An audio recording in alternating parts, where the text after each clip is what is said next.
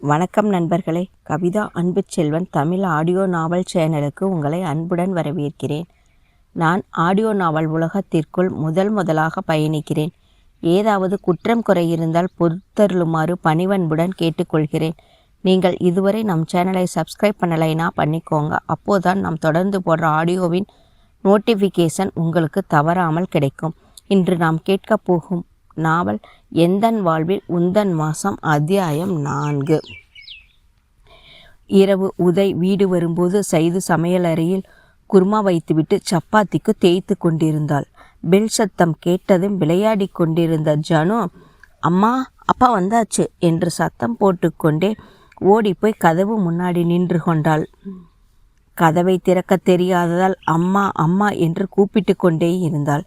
இதோ வந்துட்டேன் இருஜான் குட்டி என்று சொன்னவள் சென்று கதவை திறந்துவிட பாய்ந்து சென்று அப்பா என்று உதயின் இரு கால்களையும் கட்டி கொண்டாள். அந்த பாசத்தில் கரைந்து போனவனுக்கு கண்ணு கரித்து கொண்டு வந்தது. ஆசையுடன் தூக்கி கொண்டவன் அவள் கன்னத்தில் முத்தம் பதித்து அவளுக்கு வாங்கி வந்த சாக்லேட்டை கொடுத்தான். கை நிறைய வாங்கி கொண்டாள். அப்பா, இத்தனையும் எனக்கா என்று கேட்டாள். உனக்குத்தான். தினமும் நைட் வீட்டுக்கு வந்து நானே எடுத்து கொடுத்தால்தான் நீ சாப்பிடணும்.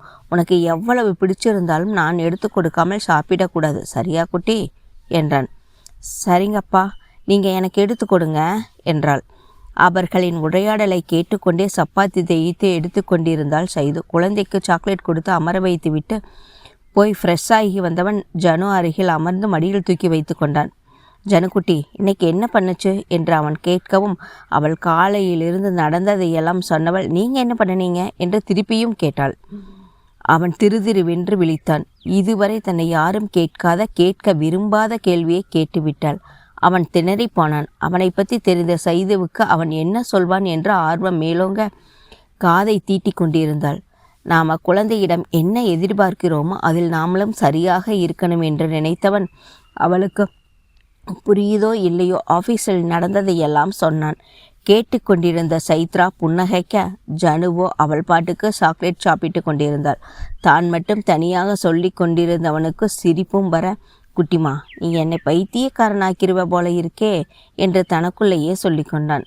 சாக்லேட்டை சாப்பிட்டு விட்டு அவன் மடியில் கால் வைத்து நின்று தோலை சுற்றி கை போட்டு கொண்டு, அப்பா இன்னும் ஒரு சாக்கி என்று கேட்கவும் அவன் அவளை செல்லமாக முறைக்கவும் ஜனு உதட்டை பிதுக்கி கொண்டு பாவமாக முகத்தை வைத்து கொண்டாள்.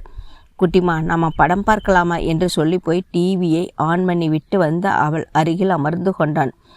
சாக்லேட் கிடைக்கவில்லை என்ற கோபத்தில் எழுந்து தாயிடம் ஓடிவிட்டாள். திரும்பி பார்த்து சிரித்து கொண்டவன் டிவியில் கவனத்தை வைத்தான். ஜனுமா, அமைதியே இரு, இந்த கொஞ்சம் சப்பாத்தியை மட்டும் போட்டுக்கிறேன் என்று மிரட்டிவிட்டு சப்பாத்தி தேய்த்து கொண்டிருந்தாள் சைத்ரா. ஜனு அந்த மாவை அள்ளி சமையலறையில் தூவி கோலம் போட்டு கொண்டிருந்தாள். ஜனுமா, மாவை வேஸ்ட் பண்ணாத என்று சொல்லி கொண்டிருக்க அதை போட்டுவிட்டு அடுத்த பொருளை எடுத்து கடை பரப்பினாள். அதை கேட்டுக்கொண்டே டிவி பார்த்தவன் எழுந்து சென்று, நீ குழந்தையை தூக்கிட்டு போ, நான் சமைக்கிறேன் என்று முதன்முறையாக தன் மாமன் மகளிடம் பேசினான். அவன் தன்னிடம் பேசியதை நம்ப முடியாமல் ஒரு நிமிஷம் சிலையாகி நின்றாள். விழிகள் மட்டும் அவனையே பார்த்து கொண்டிருந்தது. ஏன் இப்படி பார்க்கறா? நம்ம ஏதாவது தவறாக பேசிட்டோமா என்று யோசித்தவன் திரும்பவும் ஒரு முறை தான் பேசியதை ஞாபகப்படுத்தி பார்த்துவிட்டு சரியாகத்தானே பேசியிருக்கோம் என்று நினைத்தான். அவள் முன் சொடுக்கிட்டு, என்னாச்சு என்று கேட்கவும் திடுக்கிட்டவள் என்ன சொல்வது என்று தெரியாமல் திருதிருவென்று விழித்தாள். அதற்கு மேல் அவன் பொறுமை பறந்தோட, கொஞ்சம் தள்ளி நிற்கிறையா என்றான். அவள் விலகி நிற்க அவன் சப்பாத்தியை தேய்க்க போனான். அதை பார்த்தவள், ஐயோ இதெல்லாம் செய்ய வேண்டாம், நானே பார்த்துப்பேன் என்று பதற்றத்தோடு அவனை தடுத்தாள். அங்கே பாரு, ஜனி எப்படியெல்லாம் எடுத்து போட்டு வச்சிருக்கான்னு, அவளை தூக்கிட்டு போ, நான் பார்த்துக்கிறேன் என்றான் வெடுக்கென்று. கொஞ்சம் பயத்துடனேயே, நீ தூக்கிட்டு போ, நான் அதையெல்லாம் எடுத்து வச்சுட்டு சமைக்கிறேன் என்றாள். உதய் தோலை குலுக்கி கொண்டு, குட்டிமா நாம் கொஞ்ச நேரம் வெளியில் போயிட்டு வருவோமா என்று குழந்தையிடம் கேட்கவும் அதையெல்லாம் தூக்கி போட்டுவிட்டு அவனோடு சென்றவள், அப்பா நம்ம சாக்கி வாங்க போகிறோமா என்றாள். சாக்கி தான் வீட்டிலேயே இருக்கே என்றான் உதய். அதை ஒன்று மட்டும் தானே சாப்பிடணும்னு சொன்னீங்க. இன்னைக்கு சாப்பிட்டாச்சு, இதை எடுக்கக்கூடாதுல்ல, நம்ம கடையில் போய் வாங்கிக்கிட்டு வருவோமா என்றவளை சிரிப்பு தாங்காமல், வாடி என் செல்ல மயிலை, என்ன அறிவு என்று கொஞ்சிக் கொண்டே தன் அறைக்கு தூக்கிச் சென்றான். அங்கே இருவரும் அமர்ந்து அவளுக்கு பிடித்த படங்களை போட்டு அவனும் பார்த்து கொண்டிருந்தான். கொஞ்ச நேரத்தில் சமையல் வேலை முடித்துவிட்டு எல்லாம் எடுத்து வைத்துவிட்டு சைது உதய் அறை கதவை தட்டினாள். உதய் திரும்பி பார்க்கவும், டிஃபன் எடுத்து வச்சிட்டேன், வந்து சாப்பிடு என்று சொன்னாள். குட்டிமா சாப்பிட போகலாமா, படம் அப்புறமா வந்து பார்க்கலாம் என்று மகளிடம் சொல்லி கொண்டே லேப்பை ஆஃப் பண்ணியவன் ஜனுவை தூக்கி கொண்டு சென்றான். செய்துவோ அவனுக்கு பரிமாறிவிட்டு, ஜனு வா, நான் உனக்கு ஊட்டி விடுறேன் என்றாள். நான் அப்பா கூடவே சாப்பிட்டுக்கிறேன் என்று அவனை விட்டு இறங்காமல் சொல்லி கொண்டிருக்க உதய் அவளை டேபிள் மேல் அமர வைத்து மகளுக்கு ஊட்டி கொண்டே சாப்பிட்டான். சமையலெல்லாம் நல்லா செய்வா போல இருக்கே, சப்பாத்தியும் குருமாவும் டேஸ்டாக இருக்கு என்று நினைத்து கொண்டான். சைது அவனுக்கு பரிமாறிக்கொண்டே தன் போனை பார்த்து கொண்டிருந்தாள். நந்தினி கதிர் அருணிடமிருந்து மெசேஜாக வந்து குவிந்து கொண்டிருந்தது. எப்படி இருக்க, ஏன் லண்டன் வரன்னு சொல்லிட்டு கடைசி நேரத்தில் வரலை, ஜனக்குட்டிக்கு உடம்பு சரியில்லையா, உனக்காக நான் எல்லா ஏற்பாடும் செய்திருந்தேன், படிச்சுட்டு இங்கேயே வேலைக்கு போய்க்கலாம், எப்போ வருவே, எதையாவது பதில் சொல்லி தொலைடி எரும மாடே, நாங்கள் இங்கே தவிச்சிட்டு இருக்கோம், உன்னால் உன் வாழ்க்கையை கூட சரியாக பார்த்துக்க முடியாத, இப்படி எத்தனையோ வசைமொழிகள் வந்த வண்ணமே இருந்தது. அவன் முன்னாடி எந்த பதிலும் அனுப்ப வேண்டாம் என்று நினைத்துவிட்டு படித்ததோடு அப்படியே ஃபோனை வைத்துவிட்டு ஜனுவுக்கு ஊட்டி விடுவதை ரசனையோடு பார்த்து கொண்டிருந்தாள் சைது. ஜனுவுக்கு இப்படி ஒரு அப்பாவைத்தான் எதிர்பார்த்தேன், ஆனால் அவளுக்கு சொந்த அப்பாவால் எந்த ஜென்மத்தில் இந்த மாதிரி நடந்துக்கவே முடியாது. மனுஷ ஜென்மமே இல்லாதவன்கிட்ட இதையெல்லாம் எப்படி எதிர்பார்க்க முடியும்? அத்தை சொன்ன மாதிரி உதயால் தான் ஜனுவுக்கு நல்ல அப்பாவாக இருக்க முடியும். எவ்வளவு பாசமாக பார்த்துக்கிறான், தன் குழந்தை மாதிரி பார்த்துக்கிறான். இவனை போய் எல்லோரும் தப்பாக புரிஞ்சு வச்சிருக்கோமே என்று நினைத்து கொண்டிருந்தாள். அம்மா நீ சாப்பிடல, இந்தா என்று அவன் பிளேட்டிலிருந்தே சப்பாத்தியை பிச்சு சைதுவின் வாயில் வைக்க இருவருமே திகைத்து போனார்கள். ஜனு வாயருகில் கொண்டு வந்த சப்பாத்தியை சைது எதுவும் சொல்லாமல் வாங்கி கொண்டாள். அதை பார்த்த உதய்க்கு என்னவோ போல் இருக்க சாப்பிடாமல் பார்த்து கொண்டிருந்தான். அப்பா என்று மகள் உலுக்கியதும், என்ன குட்டிமா என்று கேட்டான். சாப்பிட்டு வாங்க, படம் பார்க்கலாம் என்றவளை மெல்ல கன்னத்தை கிள்ளியவன் மீதி இருக்கும் உணவை சாப்பிட்டு விட்டு எழுந்து சென்று தட்டையும் கையையும் சுத்தம் பண்ணி கொண்டு வந்தான். சாப்பிட்டு முடித்த சைதுவும் எல்லாம் எடுத்து வைத்து விட்டு வந்தவளுக்கு அடுத்து என்ன செய்வது என்று தெரியாமல் அப்படியே நின்றாள். நேத்தாவது ஜனு இருந்தால், இன்னைக்கு அவளும் இல்லை, எப்படி நைட்டெல்லாம் கிடப்பது என்று அங்கேயே அமர்ந்து கொண்டாள். ஜனுவும் தூங்கிவிட ரொம்ப நேரமாக லைட் எறிவதை கவனித்தவன், இன்னுமா தூங்க போகாமல் என்ன பண்ணுறா, லைட் ஆஃப் பண்ணாமல் போயிட்டாலோ என்று நினைத்து கொண்டு வெளியில் வந்தவன் அவள் அமர்ந்திருப்பதை பார்த்து புருவம் சுருக்கி பார்த்தவன், நீ தூங்க போகலையா என்றான். எழுந்து நின்றவள் பயத்துடன் கண்ணீர் துளிகள் தேங்கி நிற்க, நான் உன் ரூமில் வந்து ஓரமாக படுத்துக்கிட்டவன், எனக்கு ரொம்ப பயமாக இருக்குது என்றாள் தயக்கத்துடன். அவளை வித்தியாசமாக பார்த்தவன், சரி வா என்று விட்டு எல்லா விளக்கையும் அணைத்துவிட்டு அறைக்கு சென்றான். அவன் பின்னே சென்றவள் கட்டிலில் இருந்த போர்வை எடுத்து கீழே விரித்து படுத்து கொண்டாள். உதய் கட்டிலில் படுத்து கொண்டான். சைது தூக்க வராமலேயே புரண்டு புரண்டு படுத்தவள் கண்ணை இறுக மூடிக்கொண்டு தூங்க முற்பட்டாள். நேற்று இரவும் தூங்காததால் கொஞ்சம் கொஞ்சமாக உறக்கம் அவளை ஆட்கொள்ள நள்ளிரவில் கத்திக்கொண்டு எழுந்தவள் கண்ணை திறவாமலேயே, என் மேலே நீ தீ வச்சிடாத ப்ளீஸ், நான் எங்கள் அப்பா வீட்டுக்கே போயிடுறேன், என் மேலே தீ வச்சிடாத, நீ சொல்கிறபடி எல்லாம் கேட்கிறேன், 2 பேரும் என்னை விட்டுடுங்க என்று கதறிக்கொண்டே புடவையை எல்லாம் உருவி எறிந்தாள். தூக்கத்திலிருந்து விழித்த உதய் அவள் செய்கையை பார்த்து விக்கித்து நின்றான். அதைவிட அவள் உடம்பில் இருந்த தழும்புகளை பார்த்தவனுக்கு தன் உடம்பே பற்றி எறிவதைப் போல ஆனது. அவளோ கீழே மண்டியிட்டு யாரோ காலை பிடிப்பதைப் போல கதறி அழுதவளையும் அவள் பேசிய பேச்சுக்களையும் காதில் கேட்க முடியாமல் அவள் அருகில் சென்று சைத்ரா சைத்ரா என்று அவள் கன்னத்தை தட்டினான். அவள் பழைய ஞாபகம் மேலோங்கி இருக்க, நீங்கள் என்ன செய்தாலும் நான் கேட்க மாட்டேங்க, இங்கே நடக்கிறதையும் யார்கிட்டையும் சொல்ல மாட்டேன், என்னை விட்டுடுங்க, நான் எங்காவது போய் பொழைச்சிக்கிறேன், என் வீட்டுக்கு கூட போக மாட்டேன் என்று உதயின் கையை பிடித்து கதறியவளை உலுக்கினான். தண்ணீரை கொண்டு வந்து முகத்தில் அடித்தான். அப்போதுதான் சுயத்துக்கு வந்தவள் எதுவும் புரியாமல் பேயறிந்ததைப் போல அப்படியே நின்றாள். முகத்தில் தண்ணீர் வழிய துடைக்க முந்தானையை எடுத்து எடுத்து போகவும் தான் தன்னை பார்த்தவளுக்கு அதிர்ச்சியில் கண்கள் இரண்டும் ஒன்றையொன்று குத்தி கொண்டு நிற்க கைகள் தானாக தன் மேனியை மூடிக்கொண்டது. கட்டிலுக்கு அந்த பக்கம் கிடந்த அவள் புடவையை எடுத்து கொண்டு வந்து அவளிடம் கொடுத்தான்.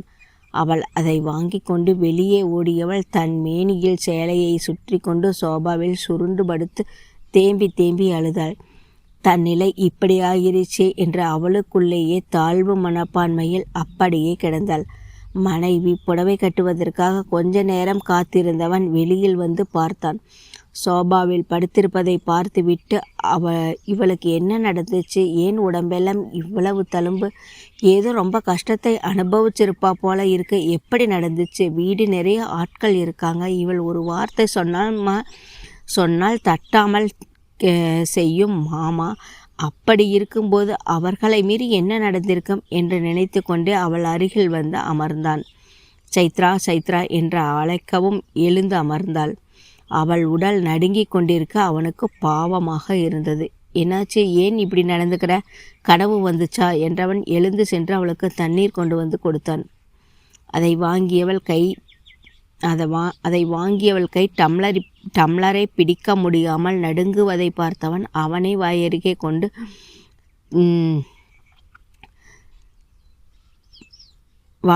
கொண்டு செல்ல கொஞ்சம் குடித்துவிட்டு போதும் என்று தலையாட்டினாள். அதை வைத்துவிட்டு வந்தவன் வா என்று அவளை அழைக்க, இல்லை நான் வரலை, பயமா இருக்கு என்றாள்.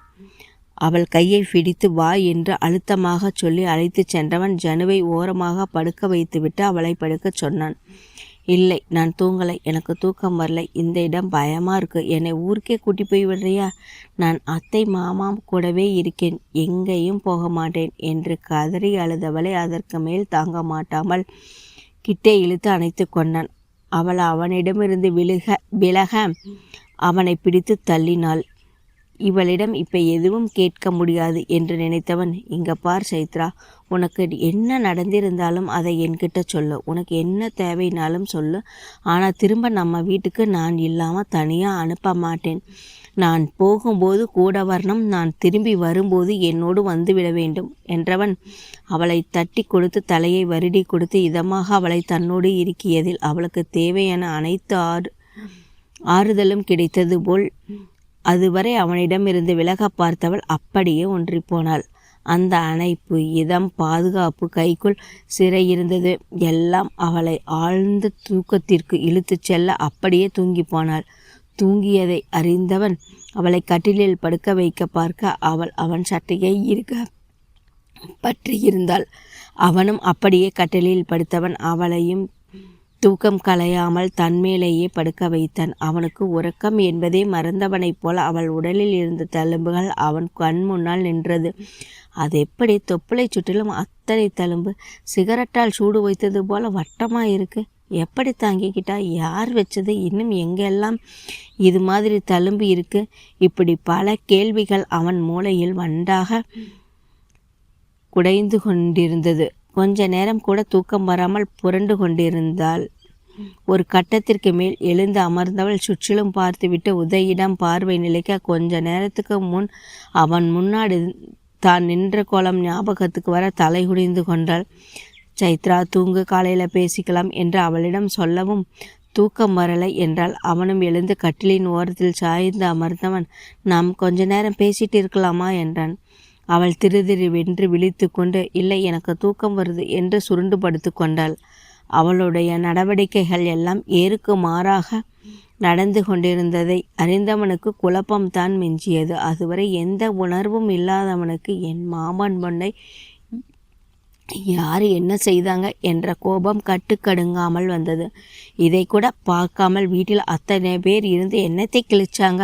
இவளை விட மூத்தவள் நந்தினி, அவள் எவ்வளவு சந்தோஷமாக சுதந்திர பறவையாக இருக்கிறாள், இவளுக்கு மட்டும் ஏன் இந்த நிலைமை என்று அவன் மனம் விடியும் வரை மனைவியையே அலசி ஆராய்ந்தது. அவன் கரம் அவனையும் அறியாமல் அவளை அணைவாக சுற்றி கொண்டது. அவனுடைய மென்மையான வருடலில் அவள் கேவி கேவி அழுதபடியே படுத்திருந்தாள். கொஞ்ச நேரம் பார்த்து கொண்டிருந்தவன் சைத்ரா என்று அழைத்தான். என்ன என்பது போல் தலையை உயர்த்தி பார்த்தாள். இங்கே வா என்று அழைத்து அவளை தன் மார்போடு சாய்த்து கொண்டான்.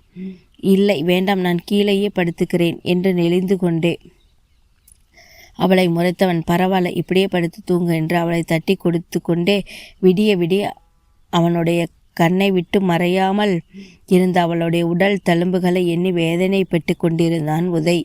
அவன் உறங்காமல் மனைவியையே பார்த்து கொண்டிருக்க அவளோ அவன் தந்தை இடத்தில் கொஞ்சம் கொஞ்சமாக உறக்கத்தில் ஆழ்ந்தாள். இந்த அத்தியாயம் உங்களுக்கு பிடித்திருந்தால் லைக் பண்ணிவிட்டு உங்கள் கருத்துக்களை பகிர்ந்து கொள்ளுங்கள். நன்றி, வணக்கம்.